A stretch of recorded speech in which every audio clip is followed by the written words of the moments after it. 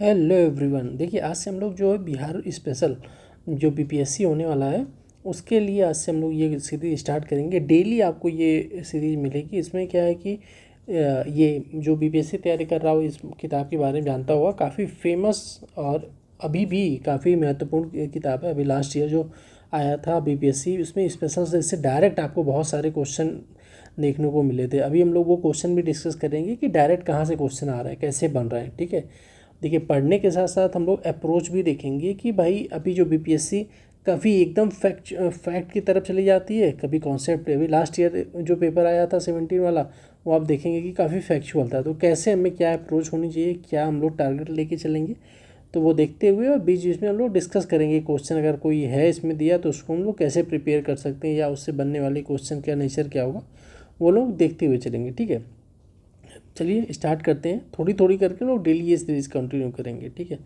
देखिए, पहला है कि पहला जो इसमें अध्याय है उसमें बिहार का जो हिस्ट्री और आर्ट एंड कल्चर से रिलेटेड है।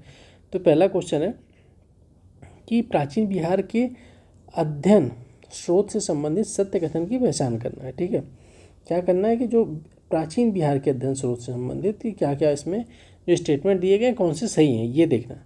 आज़ादी पूर्व बुकानन और हैमिल्टन ने राजगीर के किलेबंदी के लिए विशाल दीवार, बोधिवृक्ष और बराबर गुफाओं के महत्व के बारे में बताया। ठीक है, पुरातत्वविद होडगांव के केसरिया स्तूप, टिला और अरेराज और अशोक स्तंभ के बारे में बतलाया। देखिए, इसमें क्या है ना कि आ, अब जैसे ये स्टेटमेंट है, आज थोड़ा देख लेते हैं पहले यहाँ पे।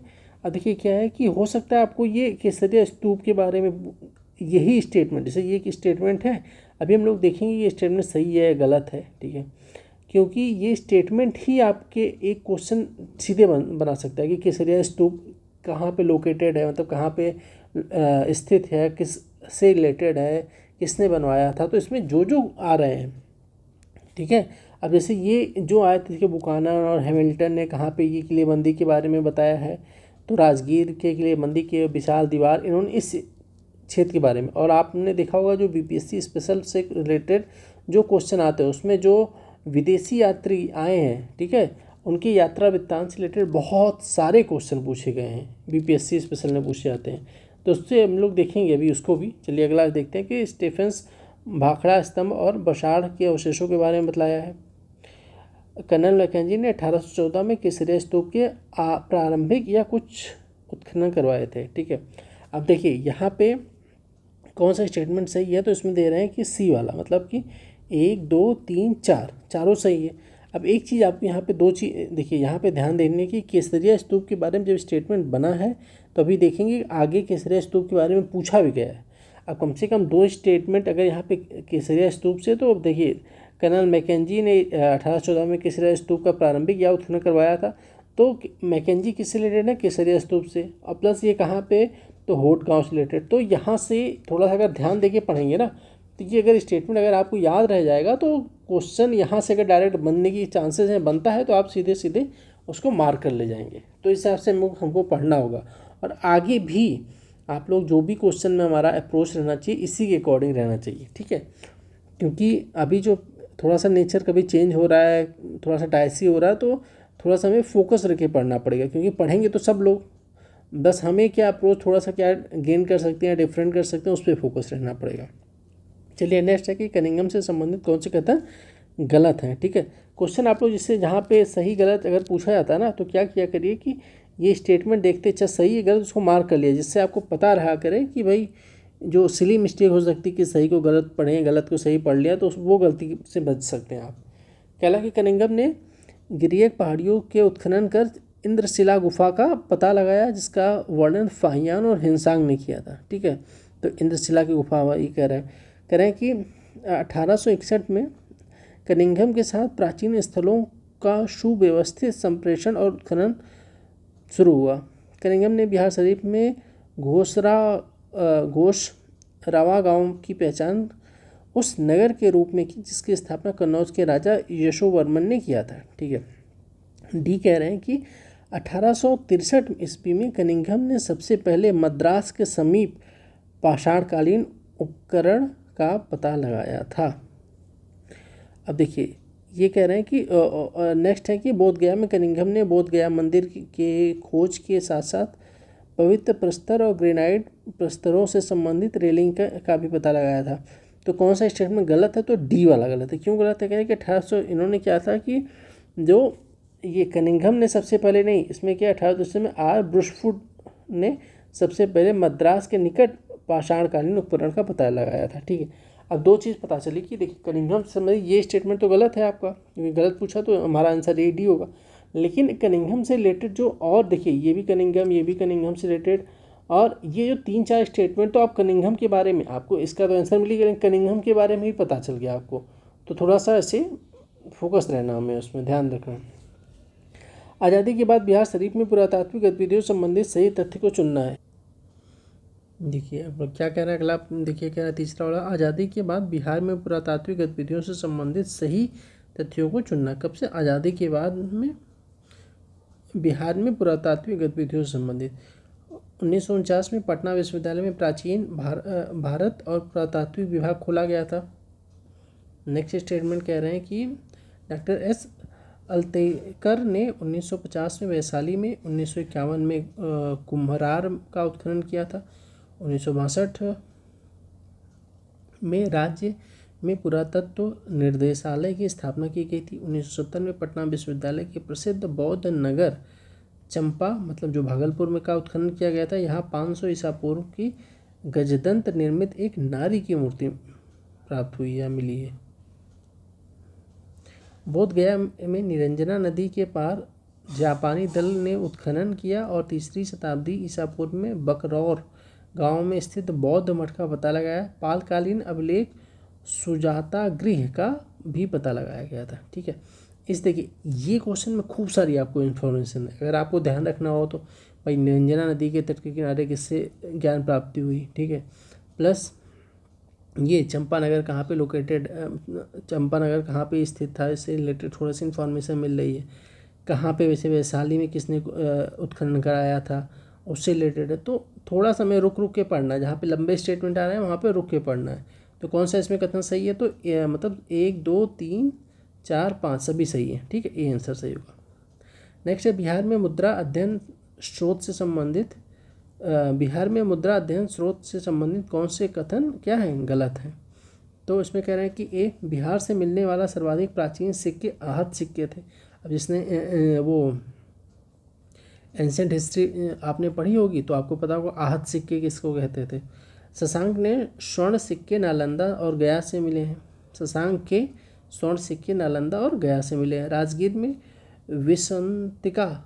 विसंतिका सिक्के के नमूने मिले हैं जो लखनऊ संग्रहालय में सुरक्षित हैं।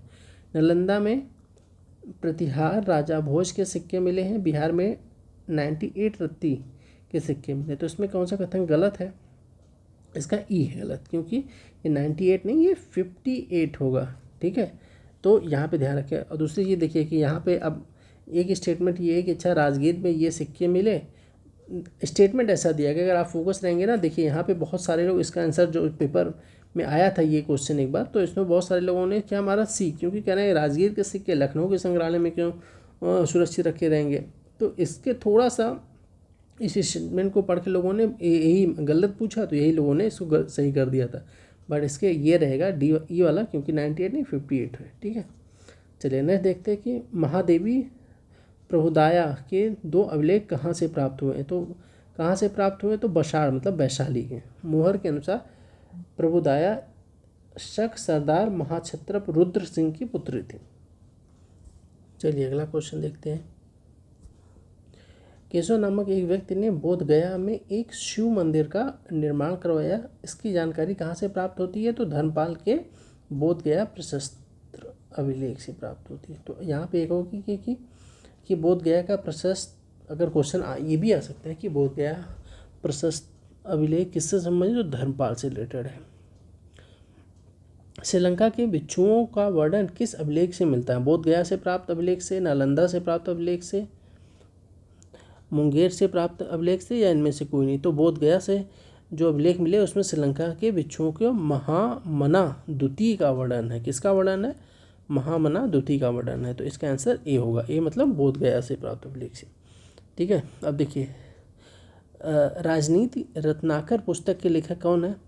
ठीक है, इसमें होगा चंदेश्वर, क्योंकि ये देखिए काफ़ी थोड़ा सा पुराना 2017 में पूछा गया था, तो हो सकता है फिर से रिपीट करने के चांसेस है, ध्यान रखिएगा। चंदेश्वर राजनीति रत्नाकर पुस्तक क्या है कि इसके बारे में देखिए थोड़ा डिटेल देख लेते हैं। मिथिला राजा के मंत्री चंदेश्वर ने अपनी रचना राजनीति रत्नाकर में राजकीय ब्रह्मनीति का आधार मॉडल सिद्धांत बताया, और यह भी षड्गुण सिद्धांत और साम दाम भेद और दंड के उपायों का वर्णन से परामर्श देता है। ठीक है, अब देखिए कौटिल्य से अर्थशास्त्र किससे रिलेटेड है किताब? जो कौटिल्य की अर्थशास्त्र है वो किस सब्जेक्ट से रिलेटेड है, किस विषय से रिलेटेड है? इससे आप देखेंगे तो बीपीएससी में खूब सारे, मतलब कई बार ये क्वेश्चन रिपीट हुआ, बहुत बार पूछा गया। तो क्या है, क्योंकि इसमें थोड़ा सा लोगों को डाउट हो जाता है, इस क्वेश्चन में बहुत लोग इसको विदेश नीति मान लेते हैं। ठीक है, इसका आंसर, बट ये शासन कला के सिद्धांत और अभ्यास से रिलेटेड थी। विदेश नीति के शासन, मतलब अपने शासन के बारे में विदेश या पड़ोसी राज्य से क्या संबंध होना चाहिए, इसके बारे में वर्णन किया गया। तो शासन कला के सिद्धांत, न कि विदेश नीति। उद्वंत प्रकाश के लेखक कौन है? तो इसमें मौली कवि। मौर्यकालीन स्थापत्य कला के साक्ष्य प्राप्त हुए हैं कहाँ से? मौर्यकालीन, तो ध्यान रखिएगा यहाँ से एक एक रिलेटेड भी क्वेश्चन आया हुआ। तो पाटलिपुत्र से भी प्राप्त हुए हैं, राजगीर से भी प्राप्त हुए हैं, बराबर से भी प्राप्त हुए हैं, और मतलब सभी से प्राप्त हुए हैं।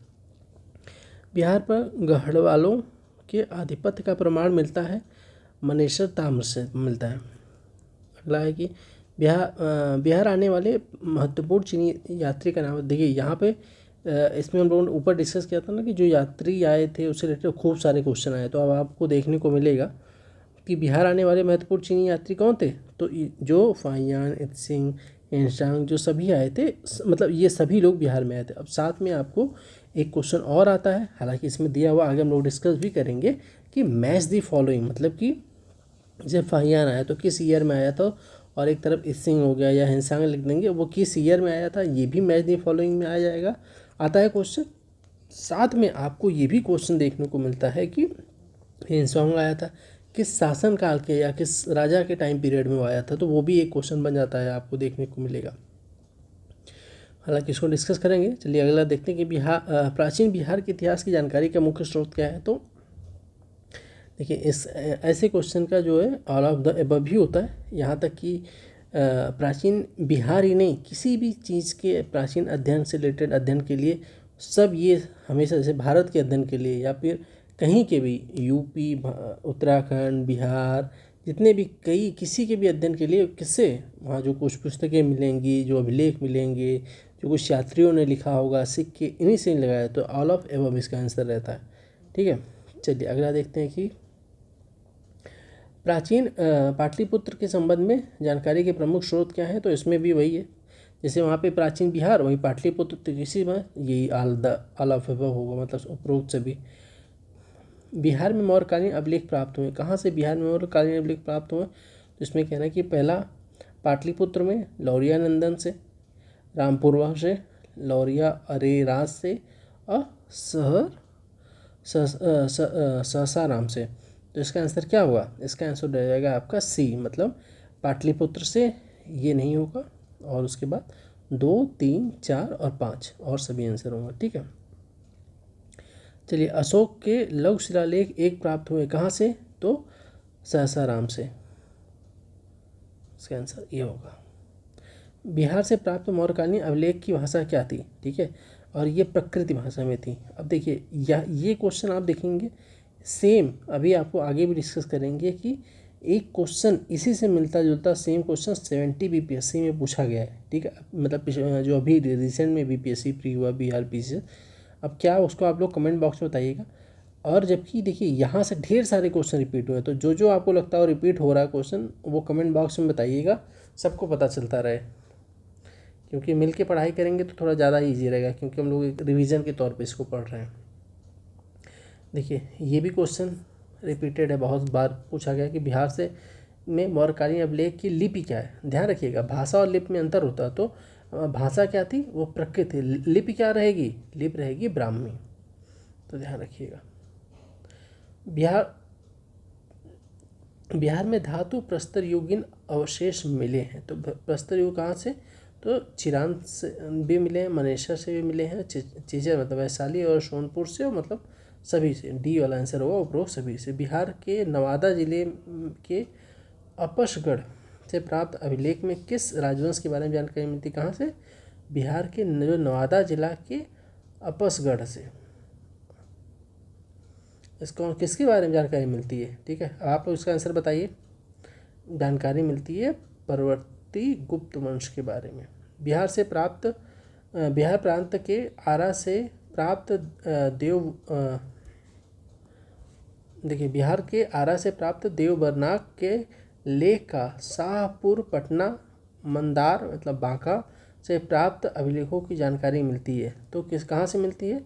इसका आंसर हो जाएगा डी, परवर्ती गुप्त वंश के बारे में। देखिए गुप्त, अब जैसे ये है ना कि देखिए ये भी गुप्त वंश इससे रिलेटेड था, ये भी, तो थोड़ा बहुत इस वंश के बारे में आपको आइडिया मतलब पता चल गया। तो थोड़ा सा ऐसे रिवीजन के तौर पे लेंगे, आपने एक बार बेसिक पढ़ा भी होगा तो यहाँ से आपको रिलेट करते चलेंगे।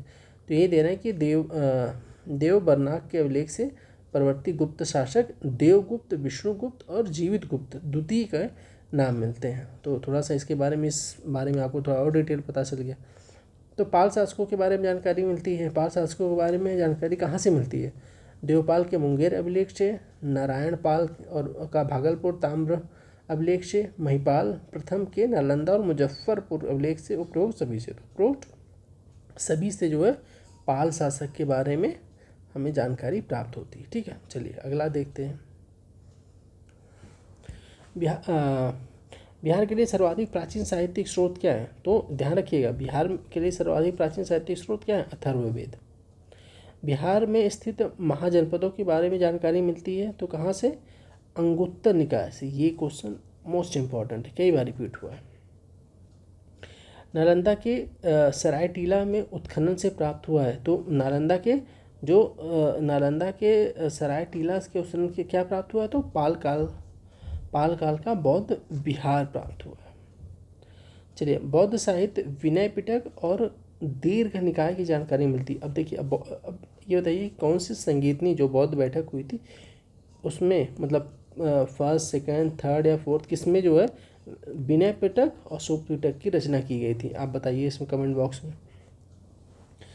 चलिए, बौद्ध साहित्य विनय पिटक दीर्घ निकाय से जानकारी क्या प्राप्त होती है? मगध के राजवंश और वैशाली के गणतंत्र के बारे में, मौर्योत्तर बिहार के बारे में, सी है उपरोक्त ए और बी दोनों के बारे में, और डी वाला क्या है? ना ही एक ना ही दो। इसका आंसर हो जाएगा सी, मतलब इस दोनों के बारे में।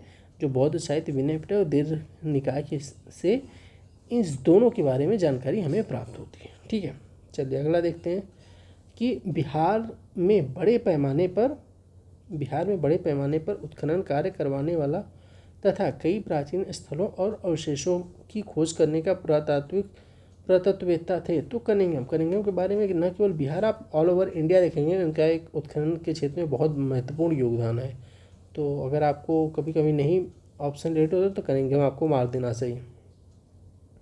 नालंदा में स्थित बड़ा गांव या नालंदा में स्थित बड़ा गांव या नालंदा महाविहार को बिहार का पता किसने लगाया था? तो ये भी कई बार जो है क्वेश्चन क्या हुआ है, रिपीट हुआ। तो उत्खनन से रिलेटेड, तो यहाँ पे क्या होगा आंसर? कनिंघम होगा।